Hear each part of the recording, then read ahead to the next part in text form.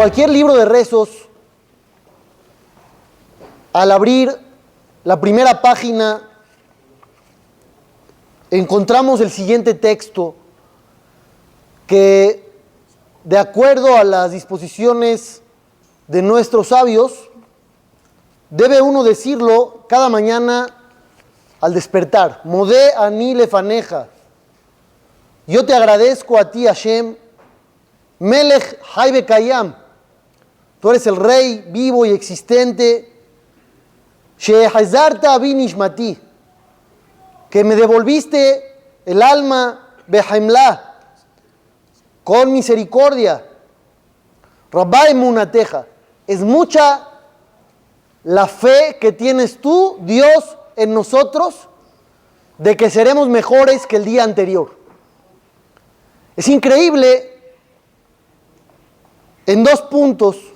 En el primero, que uno le agradece a Dios de que tiene fe en nosotros. Cuando en ocasiones nosotros mismos no tenemos esa fe, no pensamos que podemos superarnos, pensamos que quizá ya logramos lo máximo, no podemos llegar a más.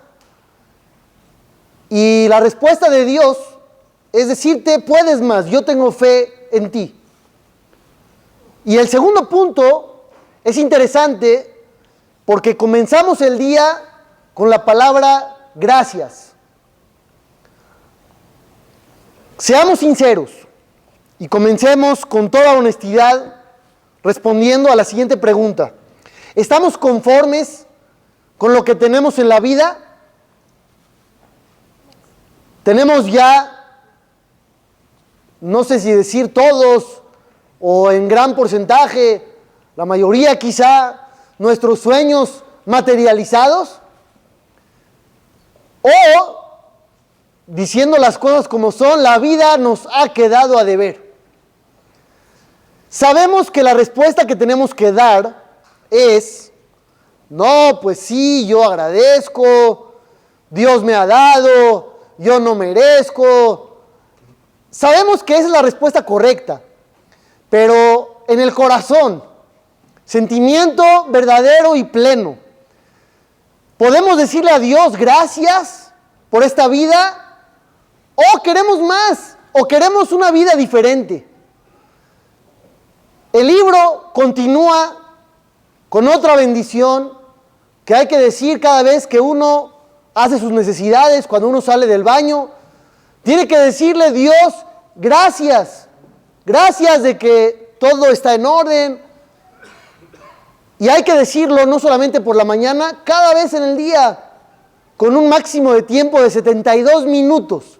Después de haber salido del baño, tiene 72 minutos máximo para decir esta bendición. Realmente, cuando uno sale del baño, ¿se siente agradecido con Dios? Así, real, dices, wow, gracias Dios, que todo está bien. Otra vez les repito, sabemos la respuesta correcta, pero yo no sé si tengamos realmente presente ese sentimiento de gratitud hacia Dios por cosas tan sencillas o aparentemente insignificantes. La verajá no para ahí. Gracias Dios de que puedo ver. Gracias Dios de que puedo ponerme de pie. Gracias Dios de que puedo caminar. Gracias Dios de que tengo ropa para vestir. Gracias, gracias, gracias. Estamos en deuda con el Creador del mundo. La pregunta es, ¿por qué el corazón no lo siente? Yo sé que aquí hay grandes personas y muchos van a decir, yo sí siento que Dios me da todo y me siento en deuda. Voy a hablar por mí, quien quiera unirse, solidarizarse con ese sentimiento, que se haga la misma pregunta. ¿Por qué no nos sentimos en deuda con Dios? Quizá estamos esperando, exigimos más de lo que agradecemos. ¿Por qué es así? David Amelech, el rey estrella del pueblo judío, David Melech Israel, Jai Bekayam, estableció una obligación de que cada judío tiene que decir por día un mínimo de 100 bendiciones. Hombres y mujeres, no solamente hombres. Todo miembro del pueblo de Israel tiene que decir como mínimo 100 bendiciones a diario. ¿Por qué tanto? Una vez vas a comer a casa de alguien y te sirvieron una rica comida, ¿cuántas veces le vas a agradecer? Una o dos, tres, top. ¿No? Pero tendrá un límite. Alguien te invitó a su casa, pasaste algunos días allá. Le vas a agradecer antes de irte. ¿Cuántas veces? David Amelech dijo, hay que darle gracias a Dios 100 veces todos los días de tu vida. El Jobot HaLevavot, uno de los libros más importantes de la enseñanza, de la ética y la moral, da 3 motivos de por qué a veces no nos sentimos en deuda con Dios. ¿Por qué no le damos las gracias tan efusiva, tan profundamente? Motivo número 1, nos enfocamos en lo que queremos que Dios nos dé y no en lo que ya nos dio. Lógico, uno lo que ya tiene, pues ya tiene. Ahora Dios, me hacen falta muchas cosas más. ¿Qué pesa más? ¿Lo que ya tienes o lo que te gustaría tener? Pues lo que te gustaría tener quizás es mucho más de lo que ya tienes. Una persona que logró comprarse un departamento, Baruch Hashem, hace un Hanukkah Habayit, lo inaugura, da las gracias, pero ahora ¿qué quiere? Quiere vivir de las rentas ya. No nada más va a decir gracias Dios que tengo un departamento. Yo quiero tener 30 departamentos y para rentar y quiero mucho más. Entonces, motivo número 1, nos enfocamos más en lo que queremos y no en lo que tenemos. Motivo número 2, la mayoría de la gente quizá crecimos dentro de la bondad de Dios. ¿A qué me refiero? La mayor parte de la sociedad en la que vivimos, ¿recuerda alguna época en la que no podía ver? O desde que tenemos uso de razón, vemos. No recordamos una época en la que no veíamos. ¿Recordamos alguna época en la que no teníamos para vestir? O desde que tenemos uso de razón, hemos contado con vestimenta. Crecimos ya dentro de la bondad de Dios. No crecimos con la carencia de lo básico. Y por eso damos por hecho de que todo lo que tenemos es normal. Que es una palabra terrible, ¿no? La palabra normal. Porque diríamos normal, ¿para quién? Quizás si nos vamos a otro país, vamos a ver que lo normal es la carencia. Y aquel que tiene se siente afortunado. Pero en otros ámbitos sentimos que tener lo básico es obligatorio en cierto aspecto de Dios hacia nosotros. Motivo número 3, nos falta reconocer que todo lo que tenemos nos los dio Dios. Sí tengo, pero yo me lo gané. Sí tengo, pero gracias a ciertos factores es que logré tener lo que tengo.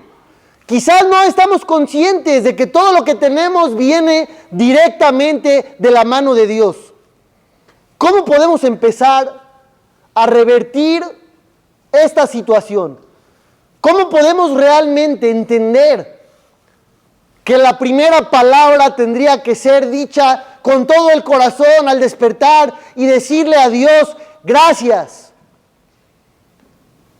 El Maharal Miprag, el famoso sabio, más famoso por el golem que llegó a fabricar que por sus escritos, pero obviamente sus escritos son mucho más valiosos, nos dice el Maharal Miprag una interpretación en la Torá fantástica. Cuando Dios creó el mundo, dice la Torá textualmente que no había crecido hierba alguna. no había planta, no había hierbas. ¿Por qué no? ¿Alguien sabe por qué no había? Porque Dios no las había mandado. ¿Por qué no? Todo lo demás lo creó ya listo, ya hecho, para que el hombre venga y encuentre la mesa ya servida. ¿Por qué no había hierba? Dice la Torá, ¿sabes por qué no? Porque todavía no había caído lluvia. ¿Cuál es la siguiente pregunta? ¿Y por qué no había caído lluvia? Dice la Torá, porque no había todavía seres humanos. ¿Y cuál es el problema? Muy bien. La opción más lógica es esa. Como no era necesario, porque todavía no hay personas, pues ¿para qué vamos a crear algo de inicio que no es necesario? Otra explicación famosa, dicen que todavía no había quien pida por la lluvia. Y para que algo tenga que existir, tienen que pedirlo. Pero vemos que había muchas otras cosas antes de que el hombre fuera creado y no las había pedido. Llega el Maharal de Praga con una explicación maravillosa y dice así: no había un hombre que agradezca, no nada más que lo pida, que agradezca. La necesidad básica del hombre es comer, es alimentarse. Y para que nos podamos alimentar tiene que llover para que las cosas crezcan. No hay un hombre que agradezca lo que Dios va a dar. Dice Hashem, me voy a esperar tantito para que vea el hombre lo que yo haré por él. Y el enfoque cambia por completo. Todo lo que Dios creó, ¿para qué es? Para que nosotros como personas le podamos decir gracias. Y tú te vas a comer una fruta que te encanta. ¿Qué vas a decirle a Dios antes y después?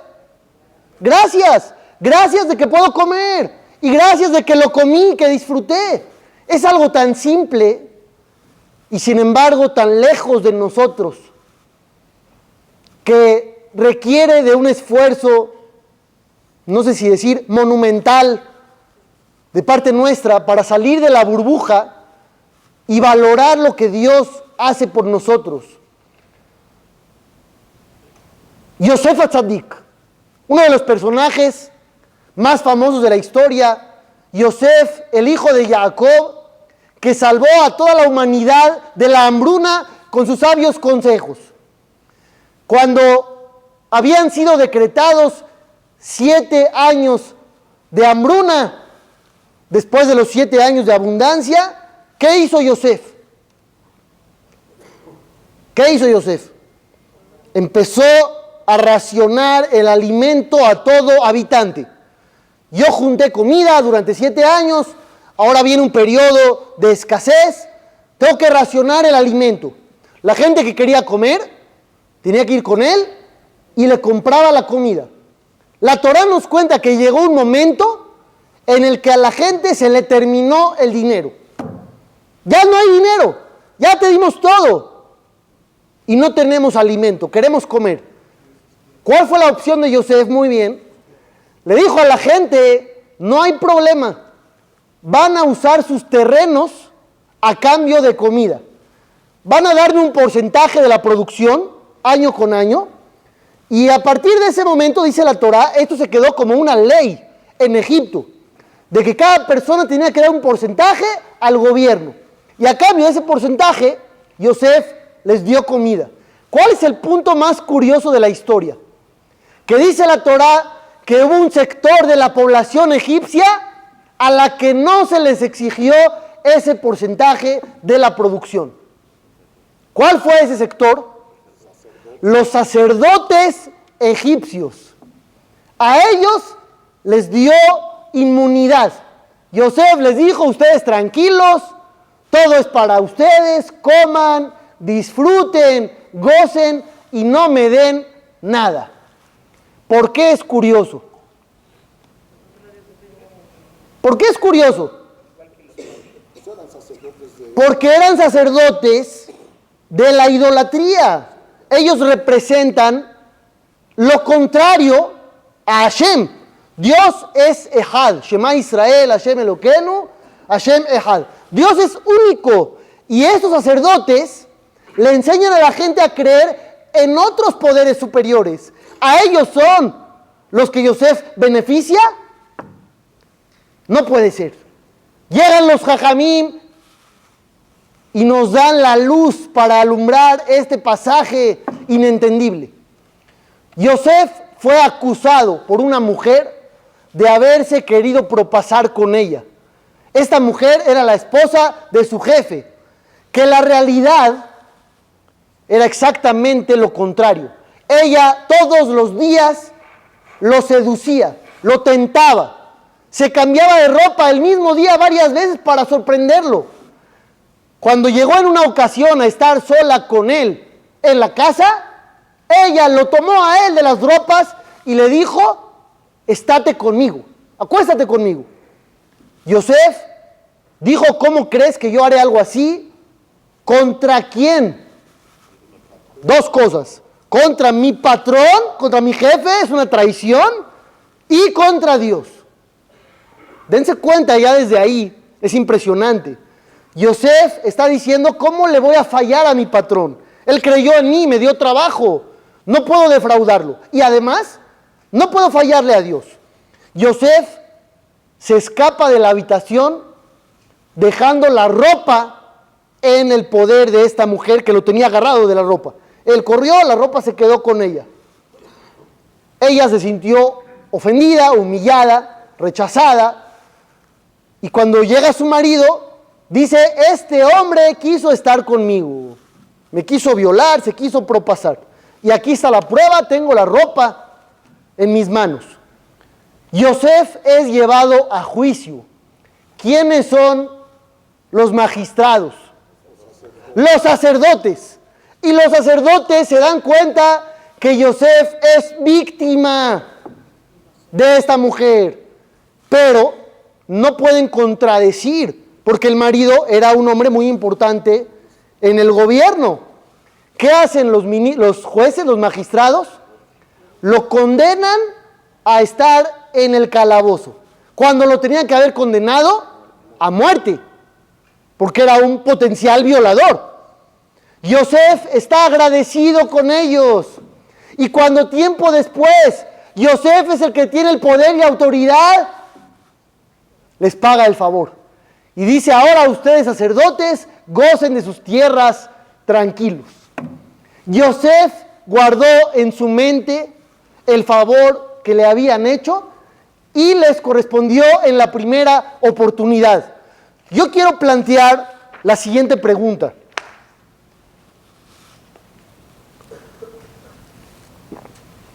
¿Dios hace favores con nosotros? ¿Cuántos? No podemos decir un número, una cifra, porque ya debemos antes de poder pensar en una cifra. Uno llega al mundo y ya debe. Pero la pregunta que sí podríamos responder es la siguiente: ¿buscamos corresponderle a Dios por cada cosa que nos da? ¿O sentimos que tampoco a Él le debemos nada? Un ejemplo: puede haber mucha gente que sienta que Dios no ha respondido sus plegarias. No voy a decir que hay gente que siente y hay gente que no. Quizá todos los seres humanos del mundo, en cierta ocasión, llegaron a sentir: Dios no me oye, Dios no me responde, Dios no me da.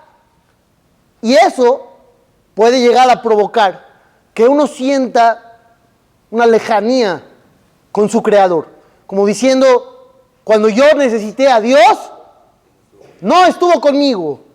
Y entonces toma uno su distancia. ¿Puede pasar o no? Yo creo que es completamente natural.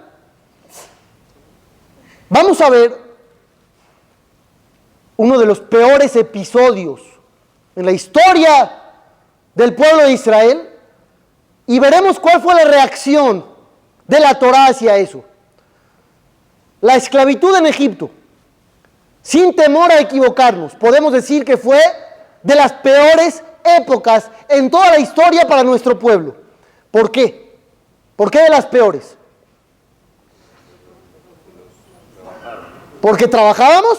¿Nada más? ¿Porque éramos esclavos? Digan más, más. Porque los mataban, porque los torturaban, porque ponían a los bebés en las paredes, cuando el judío no cubría la cuota de ladrillos que tenía que hacer y le faltaban 2 o 3, ¿qué hacían ellos?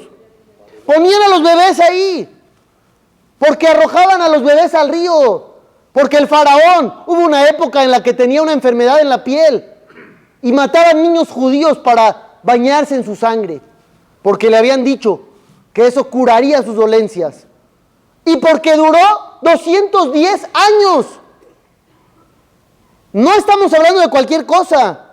Salimos de Egipto gracias a la bondad de Dios, la gracia divina. ¿Cuál sería el sentimiento correcto hacia los verdugos que asesinaron a toda esa gente de nosotros? Odio es poco. Desprecio es poco. Venganza, ¿no? El deseo de buscar venganza. Llega la Torá y nos dice, Lo tetaev mitzri. No desprecies al egipcio. ¿Por qué no? Kigera ita bearzo. Porque él te aceptó para vivir un tiempo en su tierra. Vamos a freno de mano, ¿no? Para tratar de entender lo que dice aquí el versículo.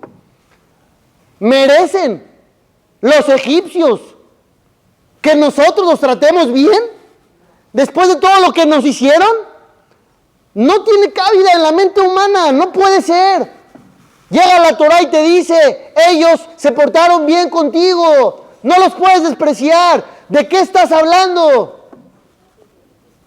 Sí, antes de que me esclavizaran, fui a vivir ahí. Termine la historia. ¿Cómo fue la historia? ¿En qué momento los egipcios nos dieron asilo? Cuando estaba Yosef ahí, y él era el virrey, y él salvó a los egipcios de morir. Entonces llega Yosef y dice, oye, faraón, ¿pueden vivir mis hermanos acá? ¿Cuál es la respuesta?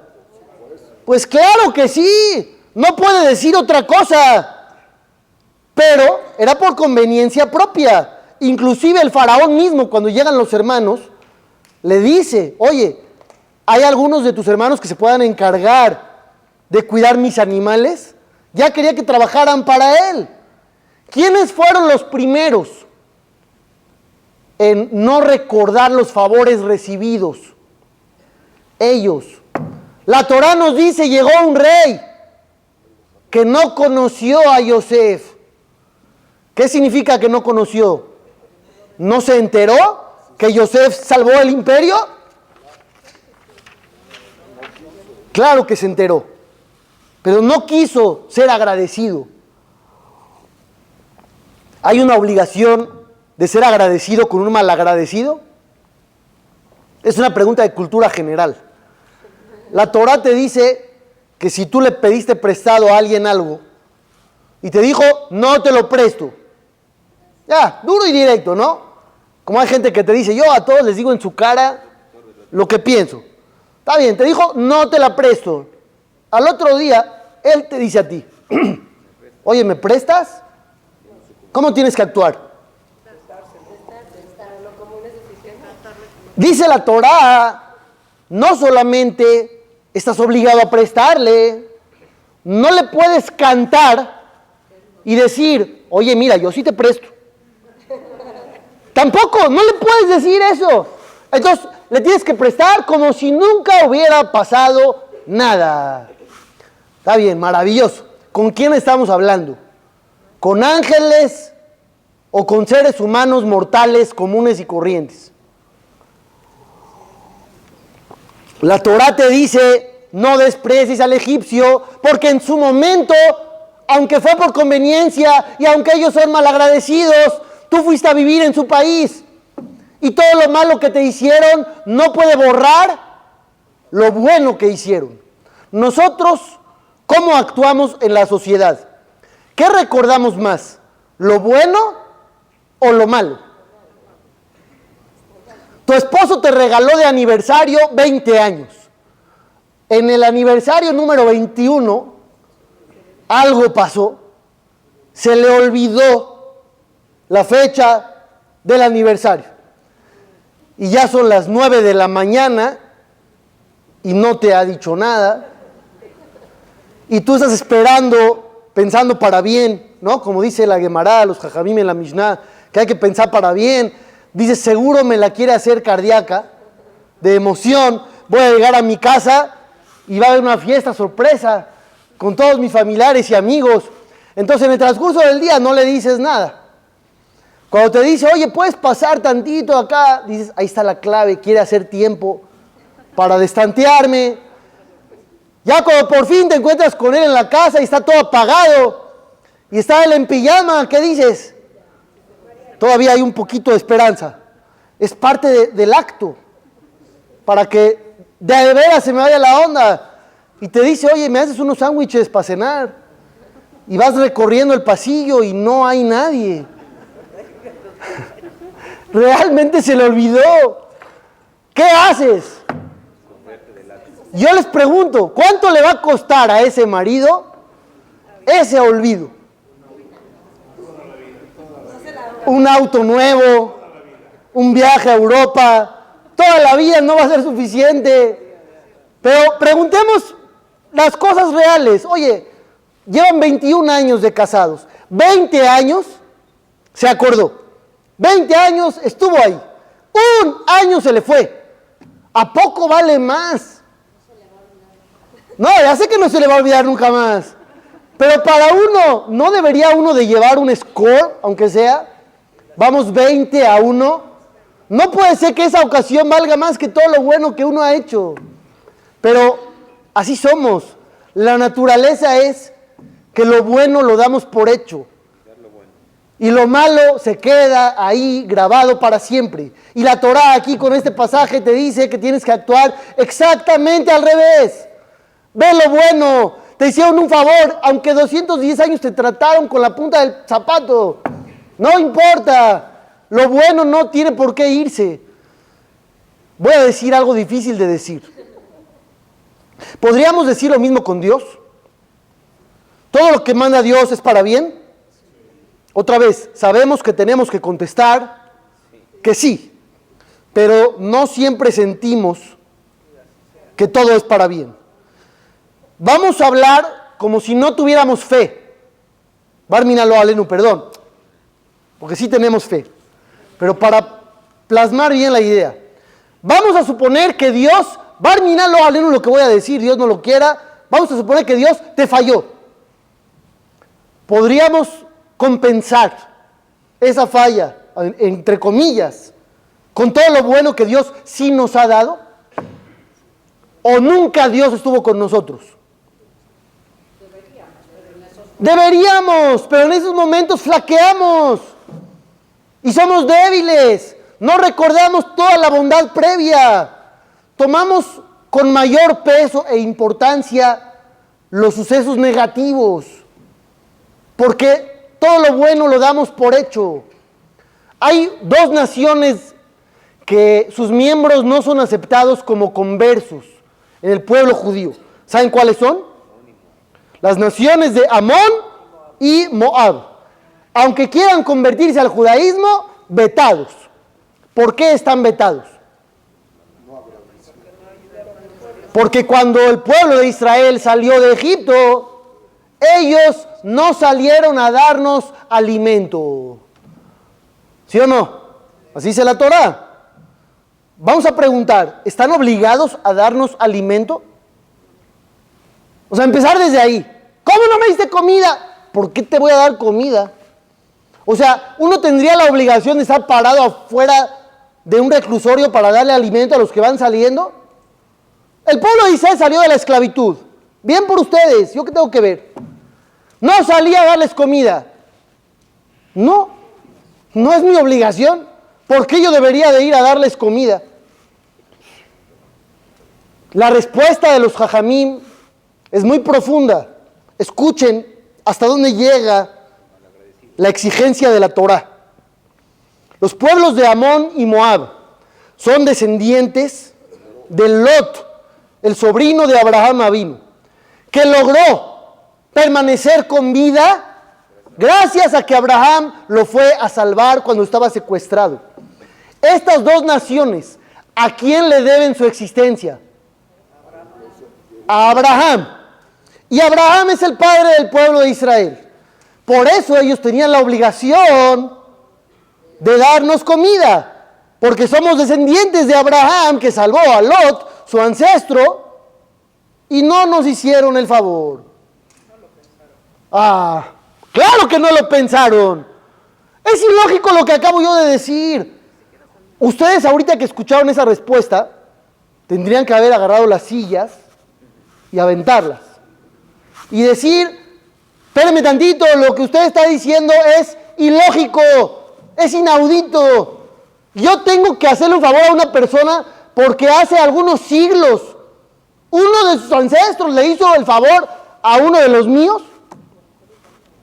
Y tal vez ni sabían. Hasta ahí llega el nivel de exigencia de la Torá, de agradecer. Ni siquiera los favores recibidos por mí. Yo ahora tengo que ser agradecido con personajes del pasado. ¿Y qué nos dice la Torá? Sí, Señor, el agradecimiento que tienes que tener es con todos, actuales, pasados, pero vivimos en otra dimensión. La Gemara, el Talmud, nos dice, si bebiste agua de un pozo, no le tires una piedra. Sí, señores, es una frase del Talmud, marca registrada, que ya después se expandió. ¿Por qué no le puedes tirar una piedra al pozo del cual bebiste agua? ¿Por qué no? Por ser mal agradecido con un pozo. El pozo. Eso estaría bien. Como alguien más va a beber de ahí, pues yo no le voy a ensuciar el agua, ¿no? Esta sería la única opción lógica.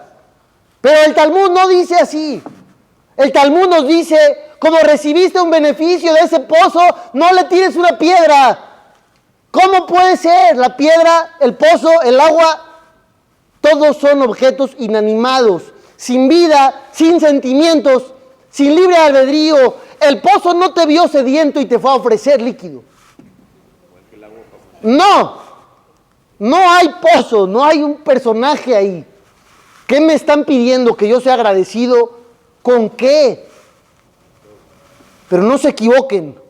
Hoy en día ustedes no tienen pozos y cuando quieren agua van ahí al grifo, al maim, a donde ustedes quieran y beben agua.